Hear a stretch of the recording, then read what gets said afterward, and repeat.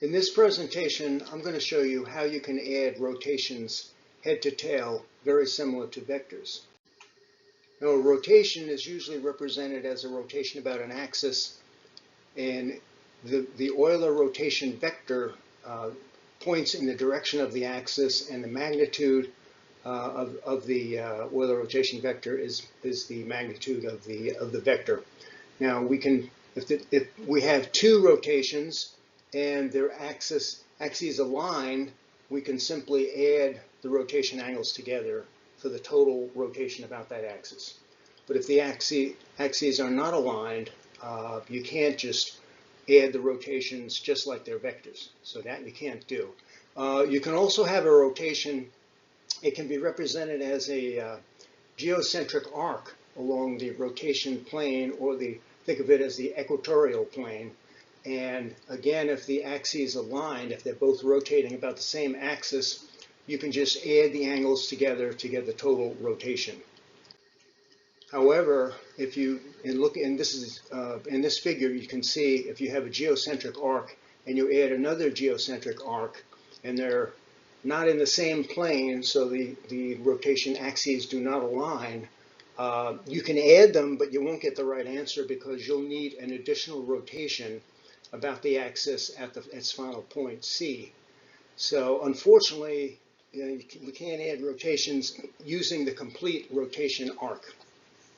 However, if we were to use the pivot vector formulation of rotations, we can actually add them just like vectors. We'll see how that is in this next chart. If you look at the diagram on the left, you'll see basically a circle representing the spherical Earth, and the North Pole points up out of the page. You can see A and B as two pivot vectors. The ends start at the center of the sphere, and they extend to the rotation plane. We can call that the equator.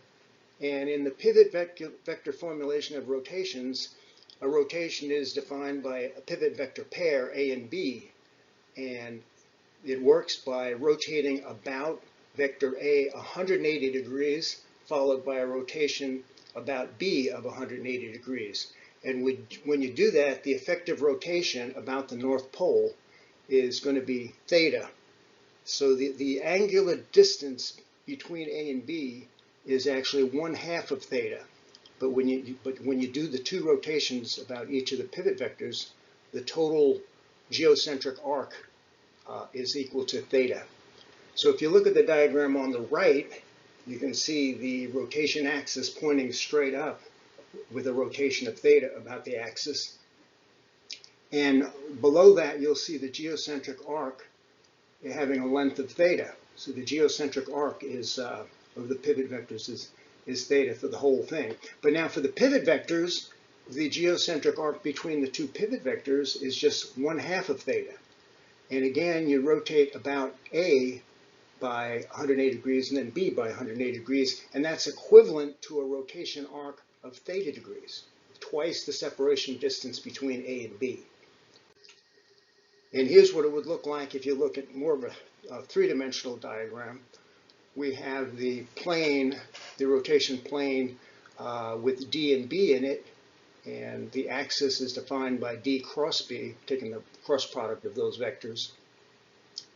And the plane, if you're going to add that to the plane containing B and E, and again, their axis is the cross product of B cross E, the cross product there. So the intersection of the rotation planes can be defined, and that's where you can slew each pivot vector pair so that they're linked just like vectors at that crossing where the planes intersect.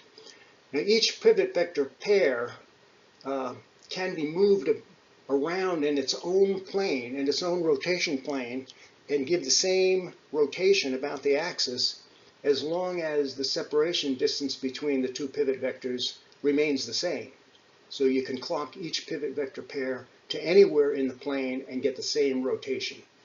And here you can see when you have the rotation about B from the first pivot vector, you have a rotation of pi, or 180 degrees, And then for the second rotation, BE, you have another rotation about pi. Well, both those rotations line up right at the intersection of the planes, and so you have pi plus pi is 2 pi, which is basically 0 because you've gone around complete 360 degrees.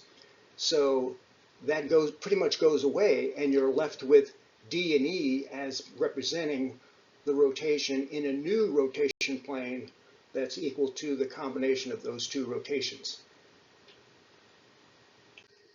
Now here we can see if you were to use the full arc from each one of them, full theta and full phi, you would need an additional rotation about the axis at point C. It turns out that the additional rotation is equal to the solid angle of that spherical triangle. So that's pretty inconvenient to be adding an additional rotation. So we don't want to do that. We just use the pivot vectors, where the pivot vector arc is 1/2 of the original arc. And in each case, and again, we have the pivot vectors D and B are added to the pivot vector B and E. Each one representing their own rotation. But again, the axis at B, you get the 2 pi about B, and that basically goes away. And all you're left with is two pivot vectors, one being D and the other being E, that represents the combined rotation. And it'll define its own rotation axis and its own rotation plane. Now the way you can slew these vectors over there, first you define the location of B, the orientation of B, and we'll make it into a unit vector. And it's pretty simple to define that with the cross product of the axes that are involved. A cross B cross C cross D gives you B, make it into a unit vector. And it's pretty easy with the equations below to compute what D is, and then you compute what E is. So you have D and E. Now, the two rotations are about the two 180-degree rotations about B, that goes away because it's 360 degrees, so you're left just with D and E. So you're left with a rotation of 180 degrees about D and 180 degrees about E. And that's how you combine those two rotations using pivot vectors. So it's kind of simple. It's just 1/2 of the original rotation arc, with the pivot vectors. So it works out perfectly. You don't need an additional rotation about the final axis.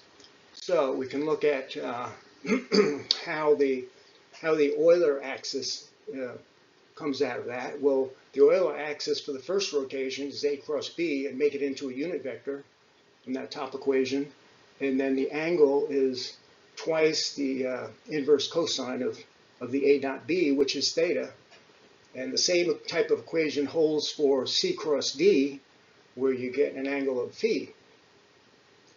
Well, when we do D and E below for the combined rotation, the Euler vector is D cross E, and I guess that's a unit vector that'll be pointing in the direction of the combined axis, the final axis.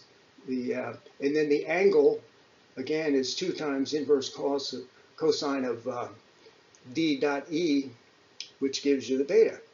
So you have both the direction, the unit vector direction of the Euler axis, and you have the Euler angle, beta. And how is that related to the quaternion? Well, quaternion is closely related to the pivot vector formulation.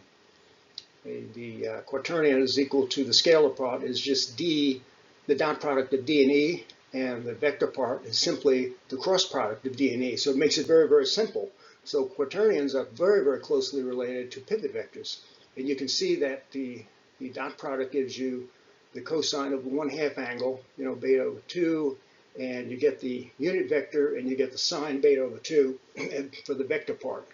So that's how that comes out of there. So that's making it very easy.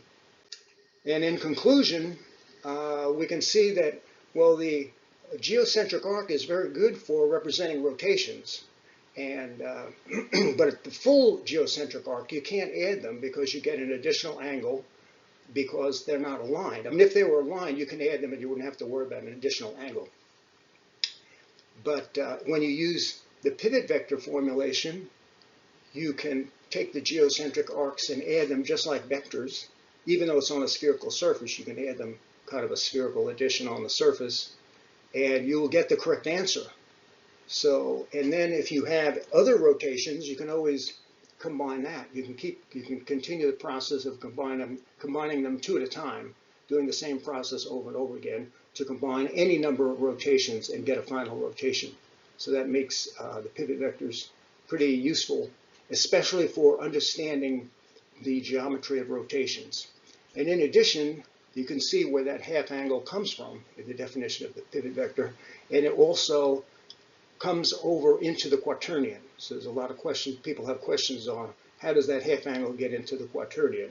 Well, it comes from the pivot vectors because pivot vectors make up the quaternion. So that's pretty much how you do it with the pivot vectors. And here's some references to go there. So anyway, I hope you enjoyed this little presentation, and see you next time. Thanks a lot. Bye.